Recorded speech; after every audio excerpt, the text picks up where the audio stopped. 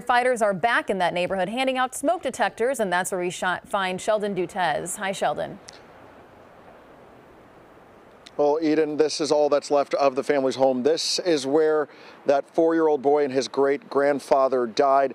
And this morning, just a little bit ago, members of the Milwaukee Fire Department did their part to make sure that another family does not endure the same tragedy. So we were here on the block with the fire department as they were going door to door to the neighbors here on this block, checking their smoke alarms and their smoke detectors.